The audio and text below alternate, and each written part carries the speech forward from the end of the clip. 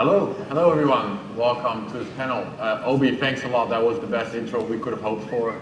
Obi gave the general idea of what we're going to be talking about on this panel. So that's federated eCash. My name is Adam van Widdum. I work at Bitcoin Magazine. I'm joined by Casey Rodarmor. To the right, to the left for you, of course.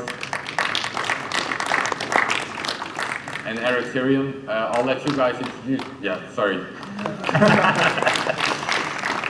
I'll let you guys introduce yourself briefly, just explain who you are. Casey first? Sure, yeah. My name is Casey Rodarmor. I'm a longtime sort of minor Bitcoin developer, hanging out in the shadows, doing random things. I have a bunch of preposterous ideas that I work on, but I'm very interested in Bitcoin privacy, and I got interested in Chaum and eCash on top of Lightning around the same time that Eric started to work on it. Yeah, that's why I'm here. Eric? Yeah, hey, I'm Eric. I'm a crypto anarchist and aspiring cypherpunk, and have a background in distributed systems, cryptography. I'm a Rust programmer, and yeah, around the time of last year, I think we were talking at the Miami conference actually about a new project of mine, MiniMint. Yep. And that's how we got together, and that's how the project, when the project got started. Yeah, so let's talk about a little bit of the history, and we'll go back further than 1 year. Yep. So Chaum and Cash has a long history. Very long. Yeah, Casey, where does it come from? Yeah, so the concept behind Chaumian Cash is, Chaumian Cash, okay, I'm not getting into what Chaumian Cash is yet, but it's based on something called blind signatures, which were invented by Chaum in 1982. And then in 1989, he actually started a company to try to commercialize that technology and provide a sort of private digital bank, a fully centralized private digital bank using blind signatures, and never really successfully commercialized it. But it's kind of an idea that's been there in the background for a long time. And one thing I recommend for people is look into the pre-Bitcoin history of digital privacy and digital cash technologies. There's many things like eCash in the past that are interesting ideas, weird takes, so it's definitely fertile ground to explore further. Yeah, well, Chaum, so David Chaum, who invented it, he was basically the first person ever to consider, if money is going digital, right, that could actually be very bad news if there's a central party that's tracking everyone's transactions. It's a nightmare, really. So he started to think about ways to make that private. So he's the first person that started to think about digital cash, really. So the first, predecessor to Bitcoin, or the first, he's sort of the founding, how do you call it, the granddaddy of the whole movement, I would say. His first paper was called Transaction Systems to Make Big Brother Obsolete, so that sort of says it all. Yeah. So let's get into then the technical explanation. So how does this work? Do you want to take this, Eric? Yeah, sure. Chaum and eCash is based on a super interesting technique called blind signatures. And what blind signatures allow you is, as a user, you can acquire a signature on a piece of data without showing this piece of data to the signer, which might sound a little bit weird in the beginning, but we'll get to it in a minute, why this is so important. If you still remember carbon copy paper, you can imagine it as follows. You put your message, your note, into an envelope made out of carbon copy paper. You close the envelope, give it to the signer, they sign on the envelope, it pushes through, they give back the envelope, and you can open it, taking out the message with the valid signature, but the signer never saw the message. And how you construct eCash from that is by simply taking a random message, you just choose it randomly, some big number, and also take $1, let's say, or Bitcoin. We're at Bitcoin conference. So so back in the days, Chaum was using actual bank accounts back then, so that's why that example also makes sense. You take any amount of money, you also take this random number, put it in the envelope, give both to the signer, to the bank, and they would keep the money, sign the envelope, and give it back to you, and the signature would mean this is worth, let's say, $1 or 1 Bitcoin or 1 Satoshi. And later on, you could go back to the bank show to them that you have this signed piece of data, and they would give you back the amount of money you deposited. And that's how you can also build a transaction system from that. Yeah. So the practical effect is you have a bank where you deposit and later you can withdraw, and the deposit is totally unlinked the withdrawal is totally unlinked from the deposit. Customers show up, they have this message that proves that they deposited funds, but not who they are, when they deposited, whatever. The bank can verify its own signature, give them the funds, and has no idea any details of the customers. Yeah, they know they really minted the cash, but they don't know which note they're getting back, right? Which criminal number they're getting back. Exactly. And so the way it's sent, the way you pay is you literally send the number to someone else, right? And then that person will check immediately, essentially, with the bank in that case. That's right. If it's They'll essentially send the number to the bank and get it reissued, so then they get their own number that the payer doesn't know. So now the funds are in their control. Yeah, that's how double spending back then was solved. You just check it immediately with the bank that's issuing this. Now we're applying this same trick essentially to Bitcoin. So one way you can do that is you basically have a Bitcoin bank. You have someone that's custodying the Bitcoin, and you get the federated.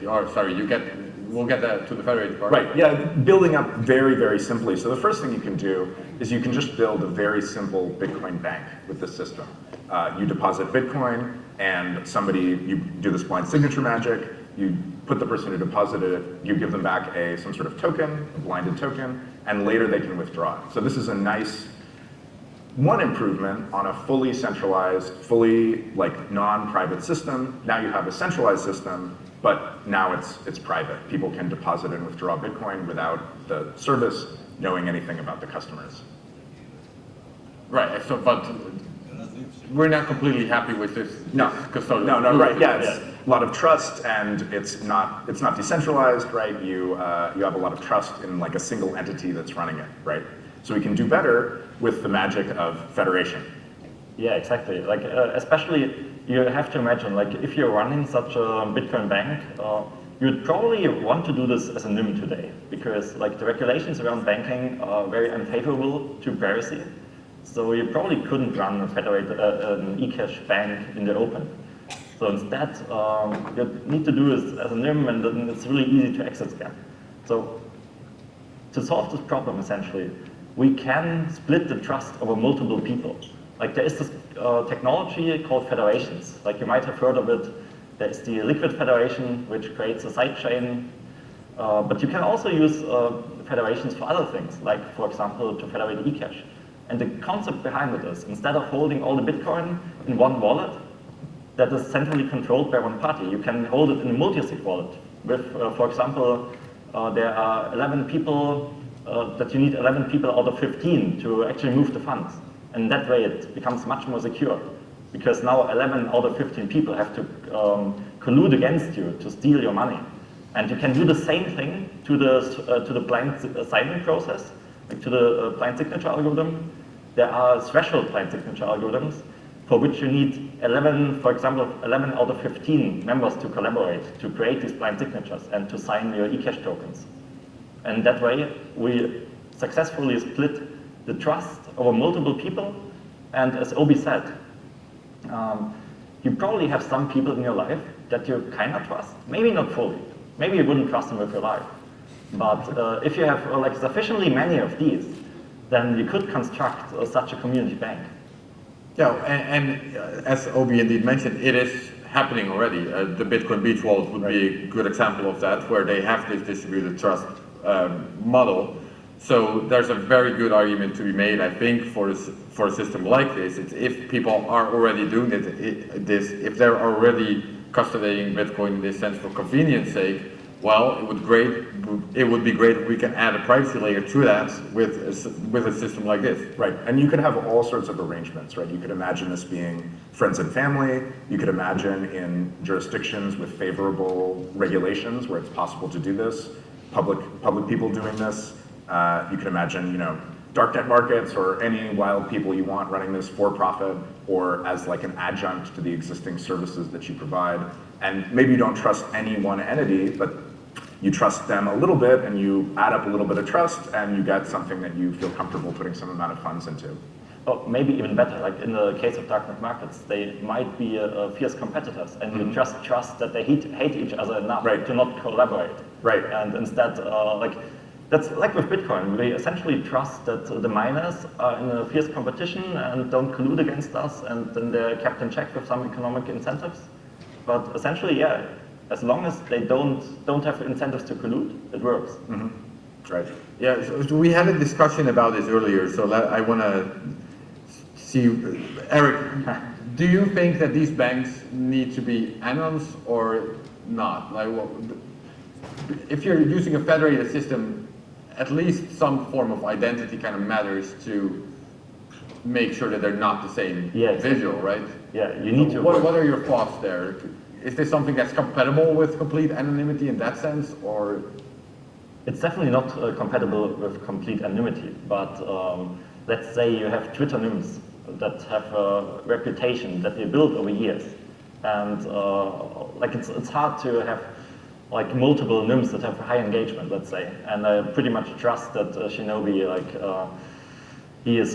that's probably his main nym. Like he probably can't run multiple accounts shitposting that much. So I would totally trust him being a member of a federation, and then if there are multiple of such people, then I could totally imagine a federation of nyms, and I really want to see this, like a cypherpunk federation, which is global, where you don't have like these second-party trust relationships, but it's still good enough, like it gives you a lot of privacy, and hopefully they won't exit scam.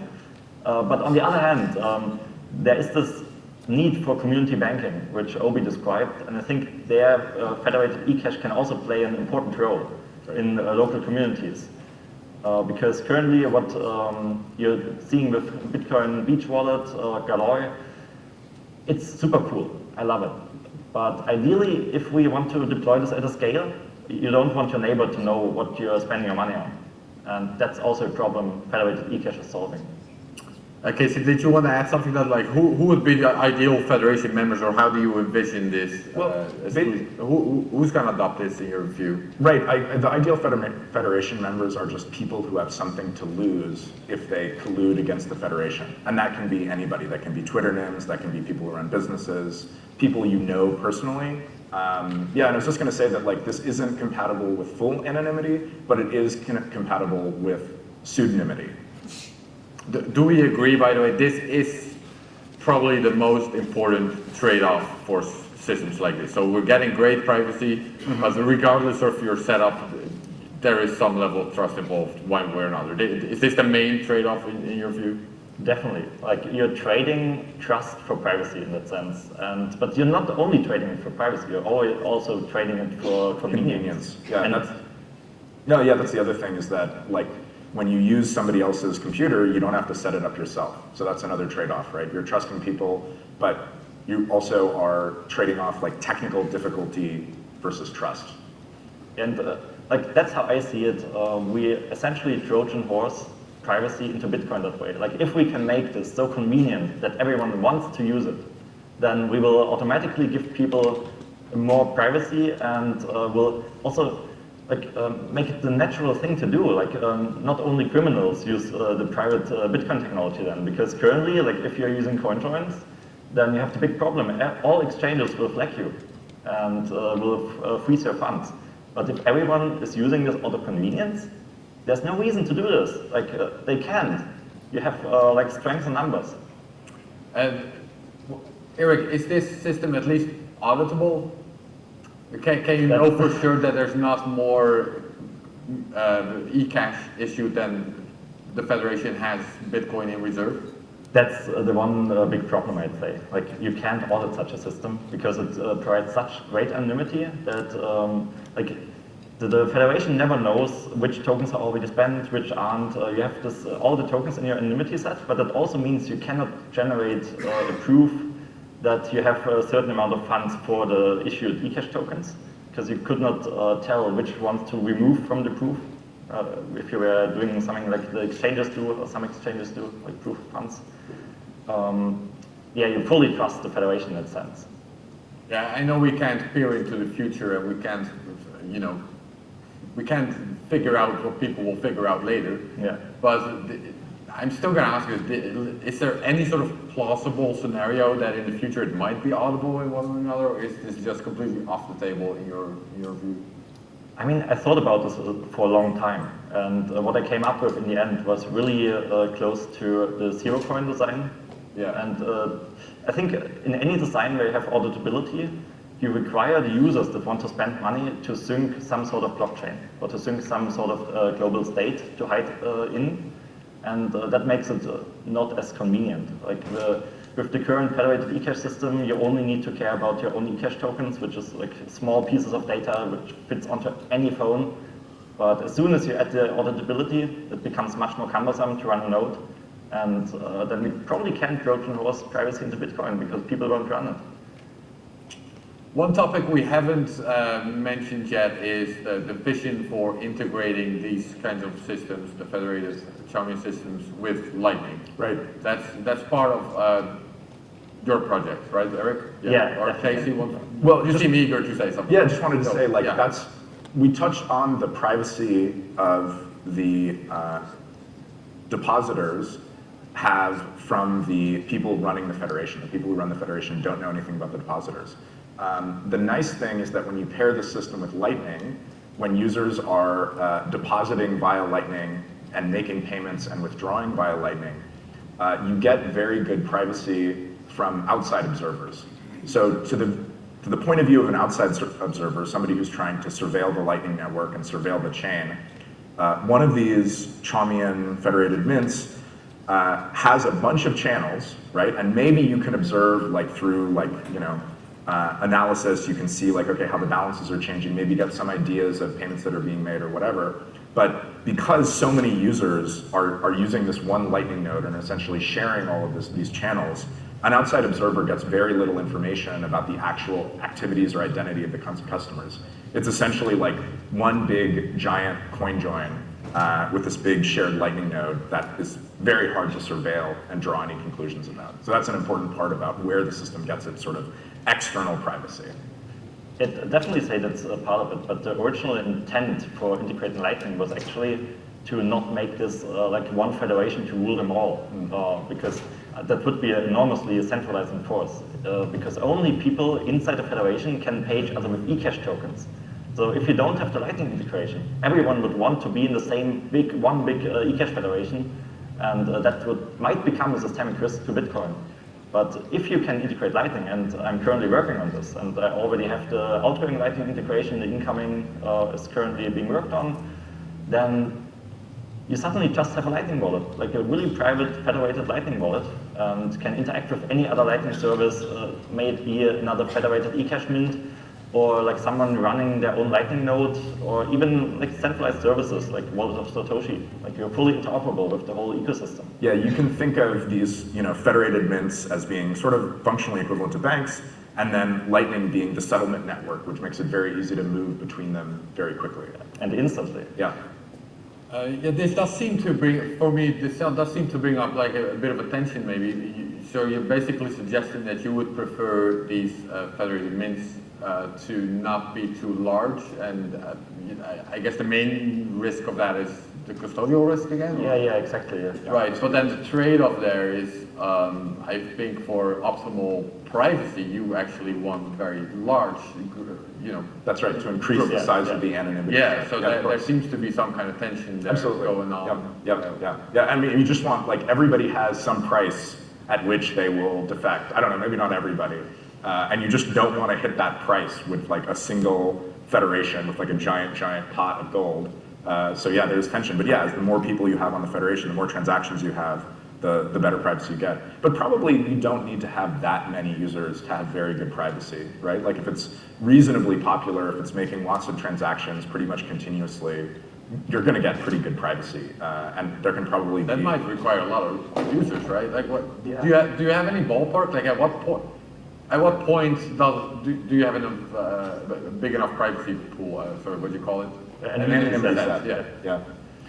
I have no idea. I mean, you kind of want there to be like constant transactions, right? As long as there's like a constant transactions and you have a hard time doing any sort of timing attack. And I don't know how many users that is. If Lightning is broadly adopted, maybe you don't need that many users at all. Yeah, this ties into our next subject, and maybe we're sort of skipping ahead. But so yeah, what are there weaknesses from a privacy perspective? So you mentioned timing attack. Maybe there's someone in the room that doesn't know what it is. I doubt it in this room, but can you very quickly explain what a timing attack is? Sure. A timing attack would be when you observe an on-chain deposit, and then you're also surveilling the Lightning network, and so you, through watching changing channel balances, you see an outgoing payment from the Federation, right? You see deposit on-chain to the Federation, then you see an outgoing deposit, or an outgoing Lightning transaction from the Federation. So then from that, you might surmise that the deposit was the same person who made the outgoing payment, right? Yeah, that's especially a problem if you want to use such a federation for tumbling, because we didn't go into this yet. We mainly presented this as a way to make payments, but you can also use it to tumble bitcoins and, for example, to recycle toxic change you got from coin joins. Right. There are so many possibilities to use this technology, and for that you'd have to wait for like a reasonable period of time that the other operations happen and that you have some anonymity set. And like a second weakness, I'd say, is in the current implementation. It's not a theoretical weakness, more a practical one. To make the system efficient, we're using multiple amount denominations. Like, let's imagine we had only one Satoshi tokens and wanted to send the whole Bitcoin, then we'd have to assign like 100 million random data strings, and that would take a long time, like even on modern computers. So what we do instead is we introduce like tokens that are worth 1 Satoshi, 10 Satoshi, 100 Satoshi, and so on. So that reduces our anonymity set per denomination. But in the end, I believe if all the users of the Federation have roughly the same amount of money, then it's still good enough. Like the problem is if you're the rich dude in the Federation and the only one owning like the 1 Bitcoin tokens, that would be problematic. But you can see that, like you can say the Federation and ask, hey, how many tokens did you issue of this denomination? And if you see that there's no one issuing 1 Bitcoin tokens, then you just take the like 0.01 Bitcoin tokens and issue 100 of them, and then you got your privacy back. Right. So Eric, your specific project is called MiniMint. Yeah, exactly. What's the status of that? How far are you with that? It's currently a research project. I tested on rec tests. I definitely wouldn't put any main chain funds on it yet, but I'm planning to have it ready for like an early alpha release in October for Congress College. I want to pay my coffee with it, and I did this last year, but it was kind of a hack because I used the rec test Bitcoin in the Federation to trigger a payment from a Lightning node which was operating on mainnet. So that's kind of cheating. But this year I want to have real Bitcoin in there, and I have to put my skin into the game, subfood this, and then it will become awesome. Has there been any interest from other projects to integrate this, or not yet? I mean, not really yet. I mean, in the early stages, I got a lot of support. Like definitely, I got a lot of support from Auditability people. Like we were discussing the crypto behind it, and a lot of outreach. But from like a more user-facing point of view, not really yet, because it doesn't make sense. Currently, I'm still working on the deep tech behind it, and not on any user-facing apps, but this time is definitely done. One thing you mentioned is that it's written in Rust, so if you like Rust, looking for Rust, sounds like pointing it out. I was just going to say, who do you see at this point? Developers? That's the main thing. Yeah, definitely. Like a deep Rust developer build the main thing, like the server component and the design library. And what I'm currently planning on is building a representative-based design where I compile the design library for Federal eCash into a representative, and then something to build like a React interface to it, and it's easy to use. Just put it on your phone, like scan QR code, and it's really awesome. So if anyone has any knowledge about this stuff, I don't. Like I'm really a backend guy. I'm a Rust developer, but I'd love to cooperate. We've hinted at it at several points throughout this panel, but eCash is of course not the only privacy tool for Bitcoin. People are working on different solutions to increase privacy. What's the vision for how that's federated to fit into a broader picture? Yeah, I mean, so the ideal world would be one where lots of people use solutions like federated Ecash to do these private L2 payments. And then all of the on-chain payments, all of the L1, or a lot of the L1 activity is just massive coin joins, right? It's just massive, like the federation needs to like get some coins and send it to another federation or another, like somebody needs to make an off-chain or an on-chain withdrawal, and they just all do it through giant coin joins, and sort of like non-settlement payments all happen through these private L2 mechanisms. Maybe one thing to add there. Coin tokens are currently not great because you have all these different denominations, and if you want to pay a certain amount, then it's a really weird amount, and this will stick out. But if we were doing all the commerce on layer 2, then we could have common denominations so like, on the base layer, and that makes the coin join so much more efficient. And I can imagine a future where every spend is a coin join. That's the future I'm working for. Yeah, I want to see this. All right. Well, guys, we're out of time. So thanks a lot for doing this with me.